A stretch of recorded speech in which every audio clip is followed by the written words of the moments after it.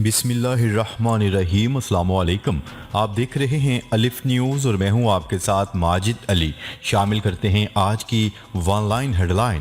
بھارت کو ہندوؤں کا ملک بنانے کی تیاریاں مکمل ہو گئیں۔ بی جے پی کے ریاستی وزیر نے ترنگے کی جگہ زعفرانی رنگ کے جھنڈے کو قومی پرچم بنانے کا عندیہ دے دیا۔ ریاست کرناٹک کے وزیر پنچایت نے میڈیا سے گفتگو کرتے ہوئے کہا ہے کہ رام کے زمانے میں 3 رنگوں کے جھنڈے کا کوئی وجود نہیں تھا۔ رام کا جھنڈا زعفرانی رنگ کا تھا اور ایک وقت آئے گا جب بھارت کا قومی پرچم بھی زعفرانی رنگ کا ہوگا۔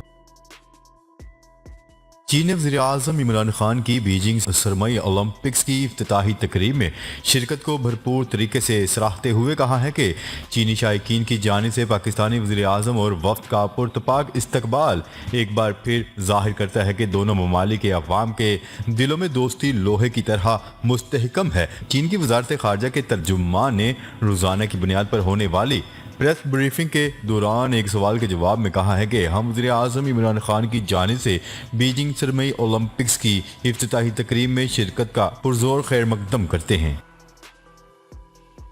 شاہ محمود قریشی کا اماراتی ہم منصب سے ٹیلی فونک رابطہ، دو طرفہ تعاون پر تبادلہ خیال۔ پاکستان اور متحدہ عرب امارات نے باہمی دلچسپی کے کثیر الجہتی شعبوں میں دو طرفہ تعاون بڑھانے پر اتفاق کیا۔ ترجمان دفتر خارجہ کی رپورٹ کے مطابق وزیر خارجہ مخدوم شاہ محمود قریشی اور متحدہ عرب امارات کے وزیر خارجہ کے درمیان ٹیلی فونک رابطہ ہوا۔ دونوں وزراء خارجہ نے دو طرفہ تعلقات، مختلف شعبہ جات میں دو طرفہ تعاون کے فروغ سمیت مشترکہ دلچسپی کے امور پر تبادلہ خیال کیا۔ شاہ محمود قریشی نے کہا ہے کہ پاکستان اور متحدہ عرب امارات کے مابین دو طرفہ گہرے برادرانہ تعلقات ہیں۔ دونوں وزراء خارجہ نے پاکستان اور متحدہ عرب امارات کے درمیان باہمی دلچسپی کے کثیر الجہتی شعبہ جات میں دو طرفہ تعاون بڑھانے پر اتفاق کیا۔ عرب اتحاد کے سینا میں حوثیوں کے اہداف پر فضائی حملے۔ عرب اتحاد برائے یمن کا کہنا ہے کہ بدھ کو سینا میں اسلحہ کے گوداموں اور خطرات پیدا کرنے والے ذرائع سے نپٹنے کے لیے عسکری آپریشن کیا گیا۔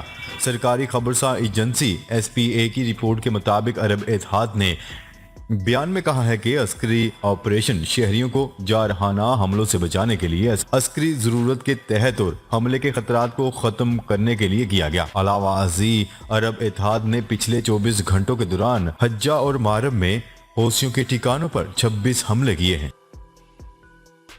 نئے ایرانی میزائل کے نام کی اسرائیلی اخبارات میں گونج۔ ایران نے ایک نیا میزائل تیار کر لیا جس کی رینج 1450 کلومیٹر ہے۔ ایرانی، عرب اور اسرائیلی میڈیا کے مطابق ایران نے ایک نیا میزائل تیار کر لیا جو ہدف کا 1450 کلومیٹر فاصلے تک تعقب کرنے کی صلاحیت رکھتا ہے۔ اسرائیلی اخبارات میں نئے ایرانی میزائل کے نام کی خصوصی گونج سنائی دے رہی ہے۔ دی ٹائمز آف اسرائیل نے لکھا کہ میزائل کا نام خیبر شکن رکھا گیا ہے۔ یہ ایک یہودی قلعے کا حوالہ ہے جسے اسلام کے ابتدائی دنوں میں مسلمانوں نے فتح کیا تھا۔ واضح رہے کہ اسرائیل کا ایران سے قریب ترین مقام تقریباً 1000 کلومیٹر کی دوری پر ہے۔ ترکی بھی چاند پر جانے کے لیے تیار۔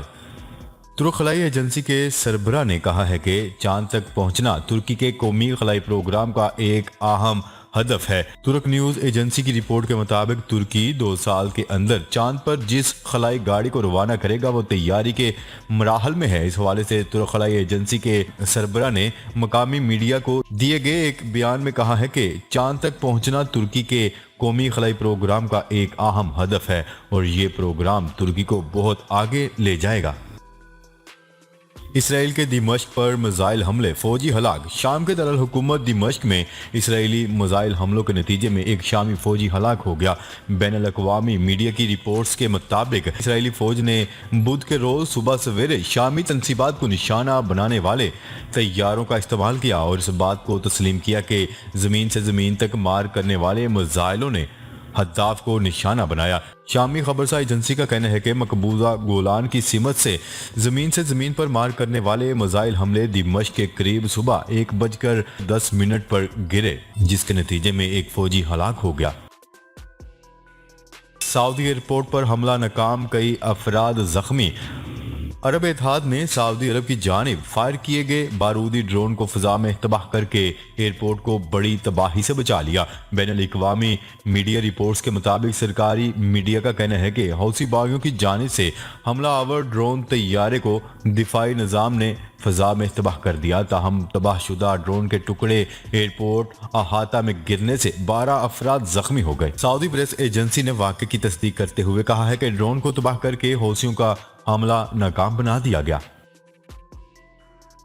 عالمی ادارہ صحت کے سربراہ سے افغان وزیر صحت کی اہم ملاقات۔ عالمی ادارہ صحت کے سربراہ ٹیڈروس اور افغان وزیر صحت کلندر آباد کے درمیان سوئٹزرلینڈ میں ملاقات ہوئی۔ سربراہ WHO کا کہنا ہے کہ گزشتہ روز ہونے والی ملاقات میں افغانستان میں صحت اور انسانی بحران کی سنگین صورتحال پر تبادلہ خیال کیا گیا۔ عالمی ادارہ صحت کے سربراہ نے مزید کہا ہے کہ افغانستان میں صحت کی صورتحال اب سنگین ہے اور شدید انسانی بحران زندگیوں کو خطرے میں ڈال رہا ہے۔ انہوں نے کہا ہے کہ افغان لڑکیوں کی تعلیم پر تمام سطح پر ہونے والی پیش رفت پر بھی تبادلہ خیال کیا گیا۔ عالمی ادارہ صحت کے سربراہ نے عالمی برادری پر زور دیتے ہوئے کہا ہے کہ وہ افغان عوام کی حمایت کے لیے بات چیت جاری رکھیں۔ جنوبی کوریا میں ہوائی ٹیکسی سروس چلانے کے منصوبے پر کام شروع کر دیا گیا۔ کوریا کی SK ٹیلی کام کمپنی اور امریکہ کی جوبی نامی کمپنی نے مل کر بجلی سے چلنے والی ٹیکسی بنائی ہے جو 320 کلومیٹر فی گھنٹہ کی سپیڈ سے چل سکتی ہے اور ایک بار چارج کرنے سے 240 کلومیٹر تک پرواز کر سکتی ہے۔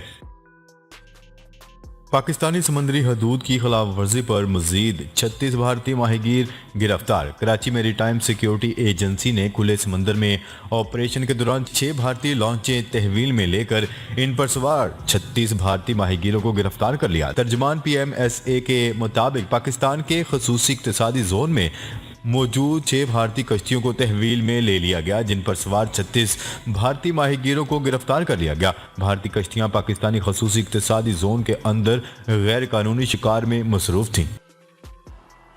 لیبیا کے وزیر اعظم عبدالحامد قاتلانہ حملے میں محفوظ رہے۔ غیر ملکی خبرساں ایجنسی کی رپورٹ کے مطابق لیبیا کے وزیر اعظم عبدالحامد کی گاڑی پر فائرنگ کی گئی تاہم وہ محفوظ رہے۔ حملہ آور فرار ہونے میں کامیاب ہو گئے۔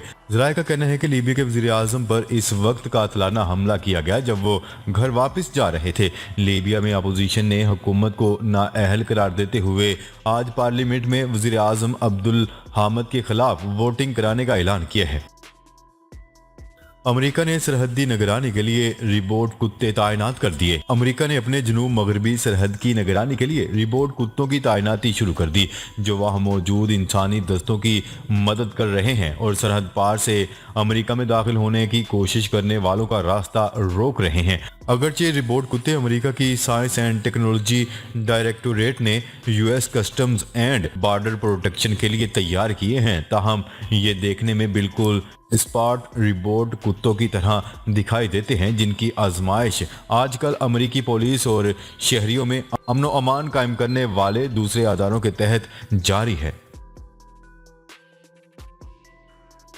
متحدہ عرب امارات نے کووڈ-19 کی وبا کے پھیلاؤ کو روکنے کے لیے عائد کردہ پابندیوں کو بتدریج ختم کرنے کا اعلان کر دیا۔ میڈیا رپورٹس کے مطابق فیصلہ انفیکشن اور ہسپتالوں میں داخل ہونے والے کرونا وائرس کے مریضوں کی تعداد میں کمی کے پیش نظر کیا گیا۔ National emergency crisis management authority نے ایک بیان میں کہا ہے کہ فروری کے وسط تک شاپنگ مالوں، دفاتر، ریستورانوں اور دوسرے عوامی مقامات کو زیادہ سے زیادہ صلاحیت اور گنجائش کے مطابق کام کرنے کی اجازت دے دی جائے گی۔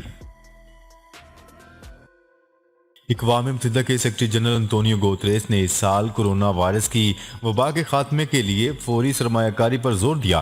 نیو یارک میں 2022 کے لیے کرونا وائرس سے بچاؤ کے آلات کی تیز ترین تشہیری مہم تک رسائی کے آن لائن افتتاح کے موقع پر خطاب کرتے ہوئے انہوں نے کہا ہے کہ اگر تمام افراد کے لیے ویکسین ٹیسٹ اور علاج کی دستیابی کو یقینی بنایا جائے تو اس سال عالمی وبا کو شکست دی جا سکتی ہے۔ वफाकी हुकूमत का सरकारी मुलाजमीन की तनख्वाहों में इजाफे का ऐलान। इस ज़िमन में वजारत खजाना की जानिब से जारी नोटिफिकेशन के मुताबिक 1 से 19 स्केल तक के मुलाजमीन को 15% अलाउंस दिया जाएगा। नोटिफिकेशन के मुताबिक सूबों को भी मुलाजमीन के लिए अलाउंस का ऐलान करने की सिफारिश कर दी गई। दूसरी जानिब फाइनेंस डिवीजन ने मुनासिब वक्त पर मुलाजमीन की तरक्की के लिए समरी तैयार कर ली, जबकि एडहॉक अलाउंस को बुनियादी तनख्वाह में शामिल करने के कमीशन की रिपोर्ट का इंतजार है। भारत में एंटी हजाब मुहिम पर नाज़मुल अमूर की दफ्तर खारजा तलबी। पाकिस्तान ने भारत में मुसलमान तलबात को हजाब पहनने से रोकने पर गहरी तशवीश का इजहार किया है। न्यूज़ रिपोर्ट के मुताबिक भारतीय नाज़मुल अमूर को दफ्तर खारजा तलब करके कर्नाटक में एंटी हजाब मुहिम पर भारतीय नाज़मुल अमूर से एहतजाज किया गया। दफ्तर खारजा के तर्जुमान के मुताबिक पाकिस्तान ने मुसलमान तलबात को हजाब पहनने से रोकने पर तशवीश का इजहार किया है और कहा है कि बीजेपी हुकूमत और RSS की जानिब से जारी मुहिम पर पाकिस्तान को तशवीश है। जी तो नाजरीन, अब तक के लिए इतना ही। मजीद खबरें लेकर बहुत जल्द आपकी खिदमत में हाजिर होंगे। तब तक के लिए अपना ख्याल रखिएगा। अल्लाह निगहबान।